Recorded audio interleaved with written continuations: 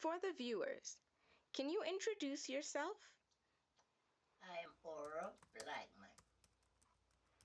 I was born in 1930 in Memphis, Tennessee. Began attending school in Memphis, and then in the 30s, up in the 30s, my family moved to Georgia. I attended and graduated from Marsh Brown College in Atlanta. I taught school for a number of years in Georgia. I received a fellowship from the state of Georgia and attended school at the University of Minnesota, which covered both campuses, St. Paul and Minneapolis. And the reason for the scholarship, the fellowship really, was because of race. In those days, you did not go to the white universities. They would rather pay your way to any school east of the Mississippi. And of course, I chose to go as far east as I could. And I was majoring in home economics, and I had taught home economics. They had a very excellent home economics program there, so I enrolled in that. Having taught there in Georgia, I decided I did want to continue to teach there. I had taught in three places, little places that started with a W. And I said I'm not going to stay around for the fourth.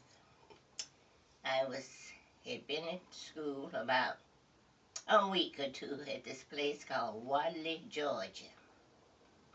So something says, why don't you go to Los Angeles? And I answered back, why not? The neighbor said something must be wrong. She'll be back in 6 weeks. Now that was back in 1957, and I have been here ever since. My first teaching job in California was at St. Bernard's High School, and I taught there 1 year girls biology. I went back to the county, and then I got a job teaching in Paramount, and I worked there until I retired back in 1995. I went back as an education consultant, worked there for 5 more years.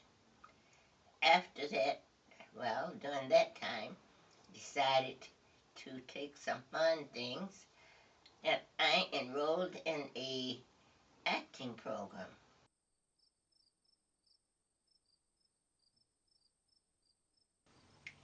The next thing she wanted to know, when are you going to get your resume?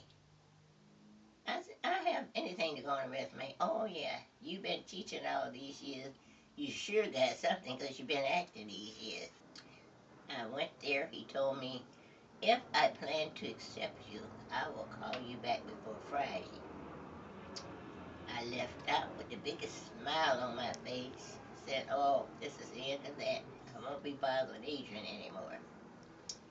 So, what did he do? He called before the end of the week. Then I took pictures, resumes, and everything there, and that started my second career. I love to volunteer. I have volunteered with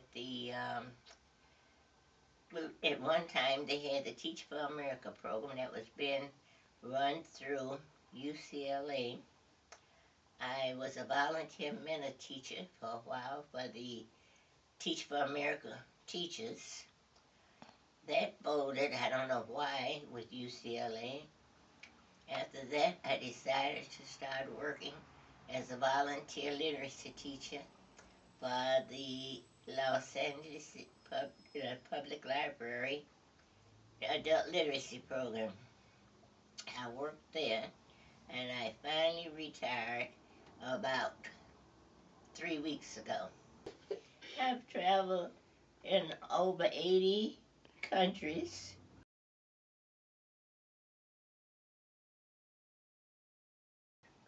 Applied for work, And I would reply, and I'd be told, "Oh, you're just the person we want."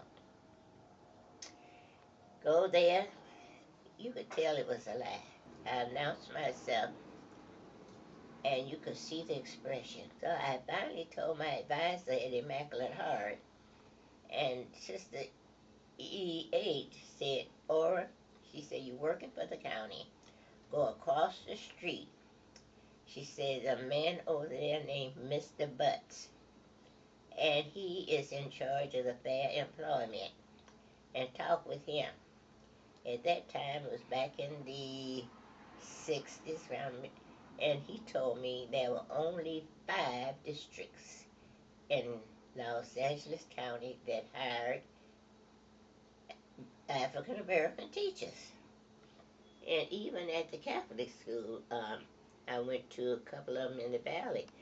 They lied to their teeth, and so that was it. And this is why she told me. She said, even though it's a Catholic school and you think they would be telling the truth, she said, isn't necessarily so. Mm-hmm. I noticed things were getting better after I started teaching in Paramount. The parents and things were, well, they were still out, but it was more things opened. Mm-hmm. And the different professional groups were more willing to accept you.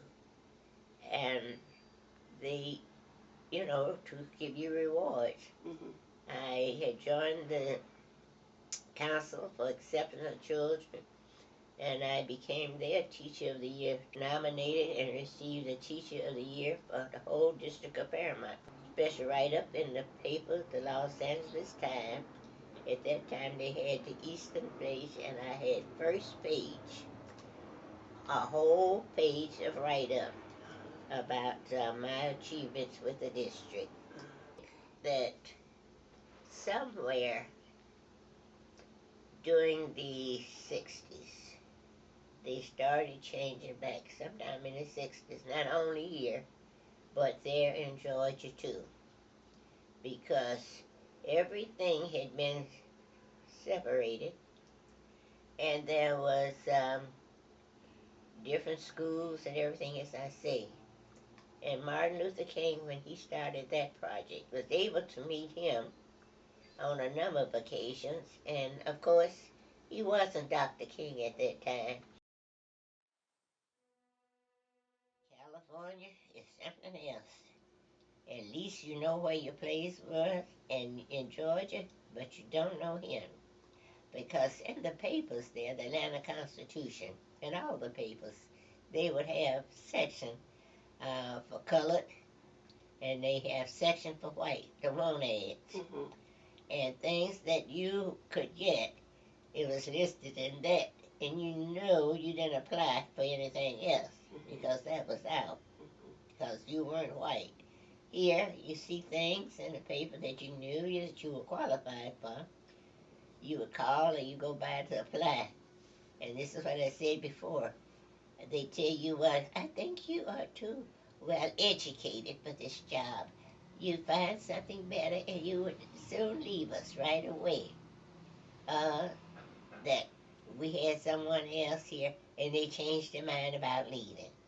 So I finally told some of my friends, we were on the phone one day, I was talking to some of my friends there in Georgia. I said, in Georgia, it's illegal that they can segregate. I said, but in California, they bootlegging it. Mm-hmm. She said, girl, you are nuts. Are still people that are prejudiced. Mm-hmm. And things were really going nicely, and you could see the change in atmosphere and everything. But unfortunately, it seems to be tilted back the opposite direction. Mm-hmm. And I can very much see why.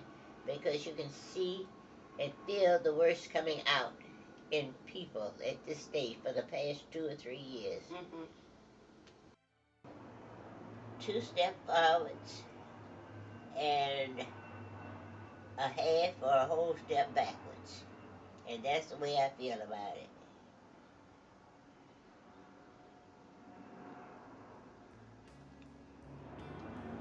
I know when she said they go low, we go high. We do not listen to people that are trying to put us down. We take the high road, and if they think we're low, you don't prove it to them. You do your very best, and regardless of what they think, you continue to do your very best. And there is progress with some of us, and some of us will never progress because we do not prepare ourselves to do anything. So, to just make a blanket statement, you cannot, because some are and some are not, and that's the way it is in every race.